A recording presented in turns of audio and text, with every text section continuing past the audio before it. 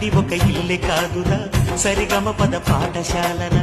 అణువణువును మీటి చూడరా అనుభూతి ధ్వనిస్తుందిరా కుత కుత